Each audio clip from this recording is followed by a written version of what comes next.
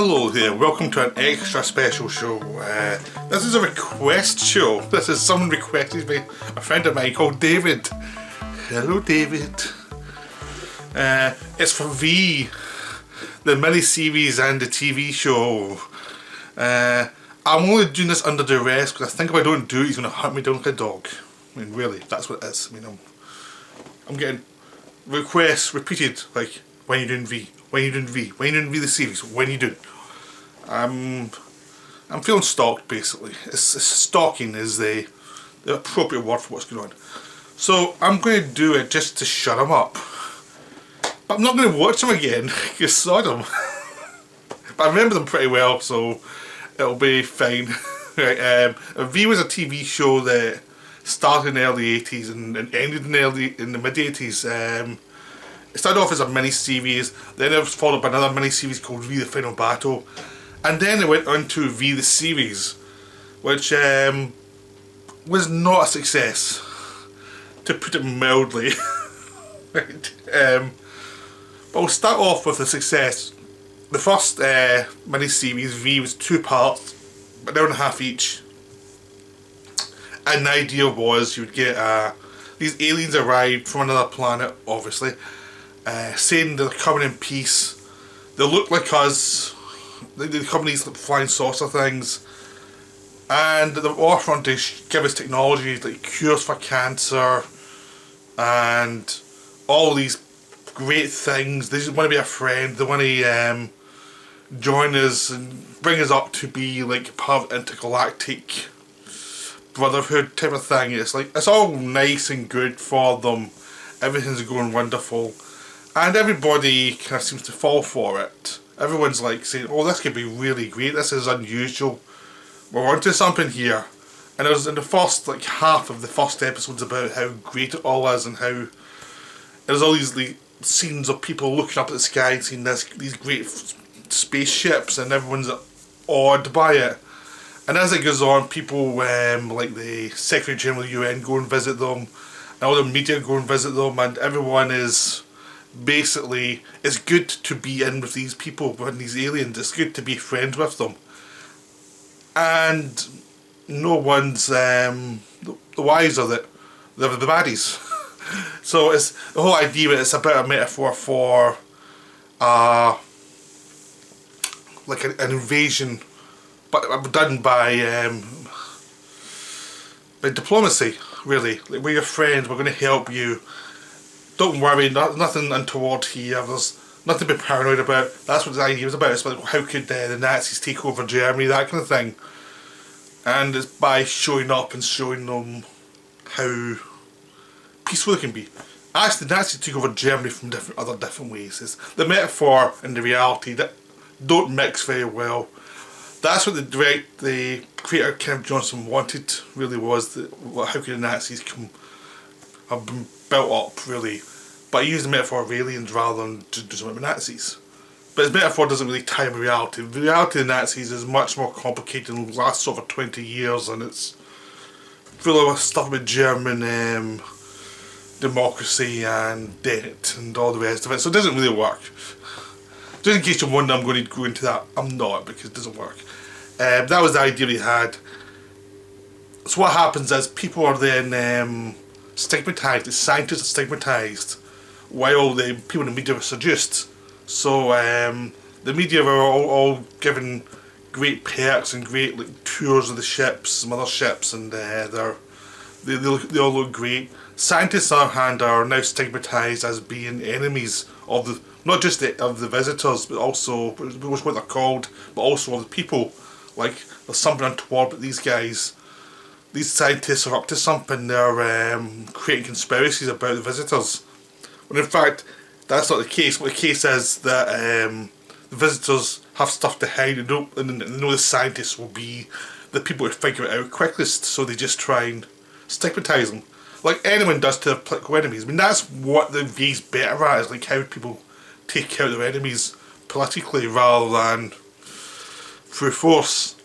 They let the media do it, they let the institutions do it, they let the kind of conventional mindset do it. Like we see nowadays, most people are destroyed not by bullets but by like the media and shame and you're awful, you shouldn't be doing this, you must be cancelled.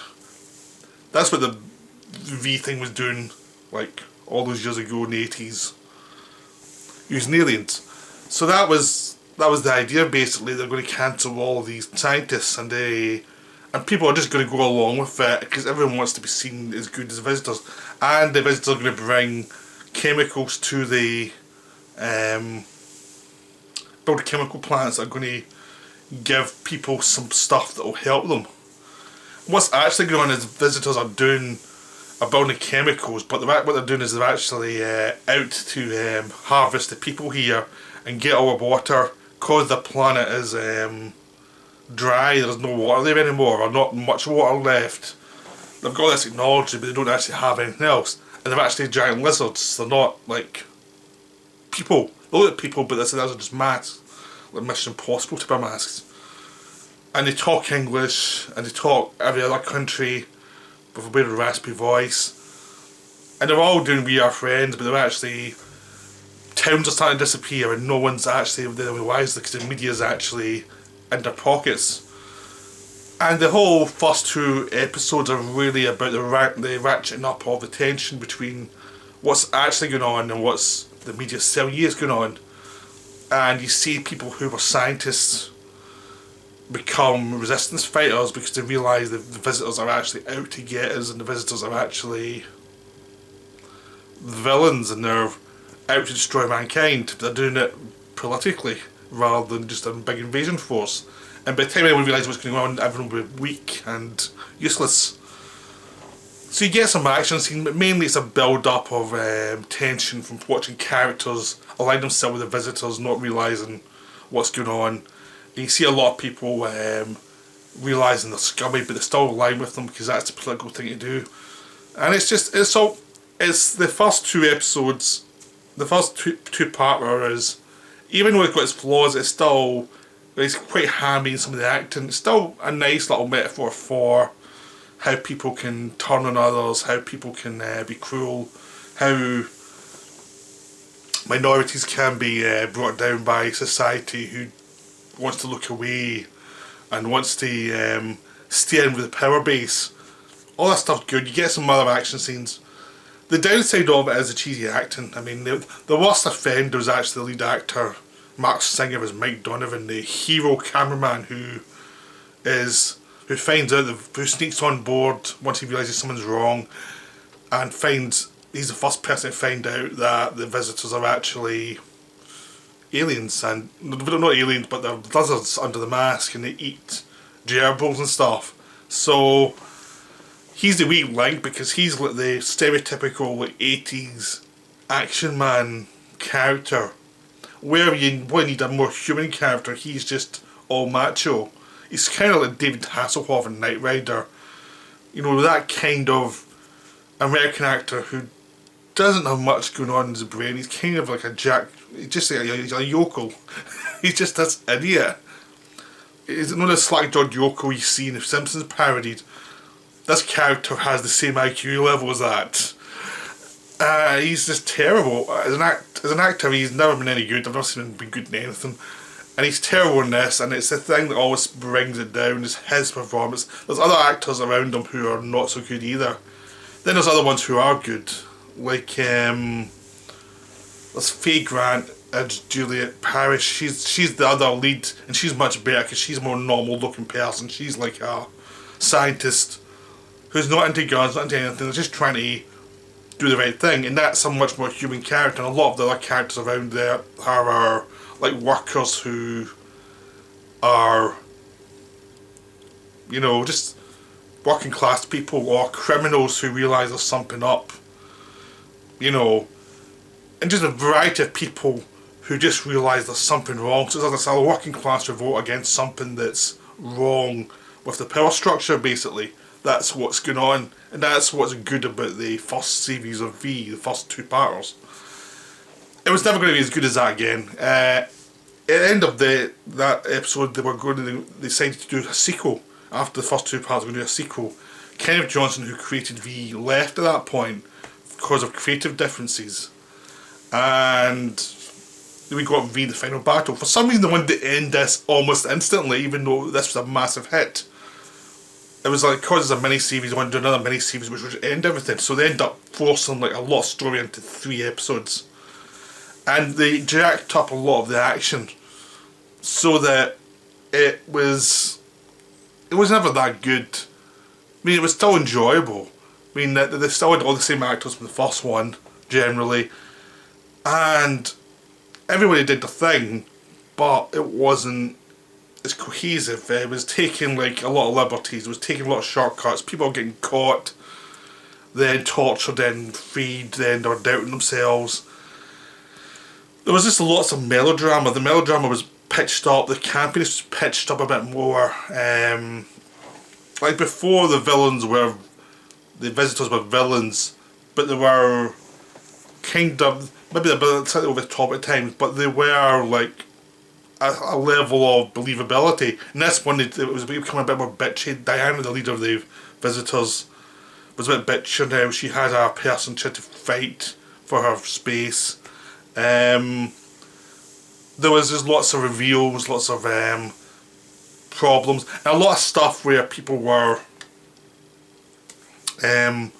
compromised in silly ways, and they had to get rid of people, rid of characters before the end, just to end that storyline. That if they continued this on in a more interesting way, you could have actually had some interesting art. Instead, there was one character who was Jewish who joined what was the visitor youth thing, and he ended up being completely corrupted by it. Now that was, after they'd been on for a long time, that could have been a really interesting story, watching how he would evolve, because he's this creepy guy who was manipulated. Instead, he becomes the villain in this the final battle, and it becomes less interesting. Like Mike Donovan becomes more of a leader in this one, and he's not an interesting character, so it's like you're putting him in scenes that aren't that good because he's not a good actor, and every other actor has to fight for space. You've got a Star Child thing where one of the characters get pregnant from the visitors, so you've got this interspecies child, and that's the built up to the during the final battle until the birth happens, and there's there's twins. There's basically a lizard child who dies, and it's a really cheesy effect, but it was scary as hell when you were a kid watching it. And a normal looking girl with a tongue that's a visitor tongue, a lizard tongue. And then that character mutates a lot quickly throughout the rest of the final battle to become like a 6-year-old girl or something by the end of it, even though it only takes place over a couple of weeks. And that kind of thing just becomes repetitive and silly, but it's still okay, it's still enjoyable. How they win the visitors is this thing, they find out the flaw in the system, something they can't deal with, so they put that into the air, and that kills all the visitors off. That's a fine idea, but that should have come like much later. That should have come like years later. I mean, ideally this should have been like a series of mini-series that would have lasted 3 or 4 years, and Paul would have a chance to build and create tension and create characters, and could kill off characters in interesting ways and bring new characters in and things like that. But instead it just became this melodrama that was really silly. I mean, the biggest addition in the final battle was Ham Tyler, played by Michael Ironside, who was probably the best character they had in the show. He was this mercenary who was admitted to be a scumbag. He was like, he made no bones about it, he's a scumbag. But he hated the visitors because he knew they were up to no good. He was unsentimental about everything, but very realistic. And he was meant to be the thing to fight against Donovan to try and create tension, but usually I was thinking I'm on his side, because Donovan's a prat. But it's still an enjoyable show. It's still really enjoyable. I'm still happy to watch that one. Despite all its flaws, all the actors are still giving it their all. They're all trying their best, but they're working with less material now and more sentimental and silly material. So it's one of those things. Then we get to the TV show. The TV show was suddenly decided upon the year after when they realised this V was still a big hit, and they'd finished it off. So instead of doing the same thing and having a series of miniseries, they finished the story off and it was like, okay, how do we exploit this? Let's make a TV show.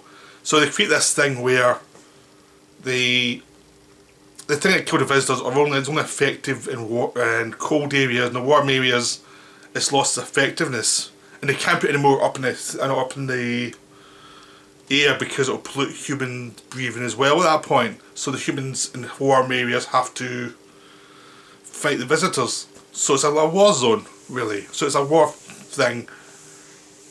But in LA, one of the industrialists has this bomb that will blow up one of the motherships if anyone comes near him or kills him. So LA becomes like an open city, really. Which is really silly. So why would the visitors care?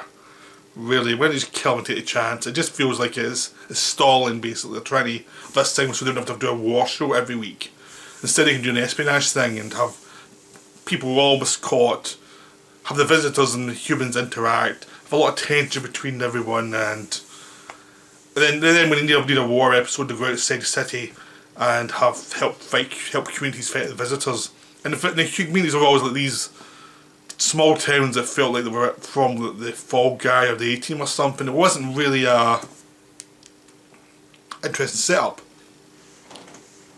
You'd only have like self-contained episodes of people fighting visitors and the visitors would always lose. With other threads that were going through it of these other characters. None of which really went anywhere because they'd get bored with a storyline after a couple of episodes and kill it off.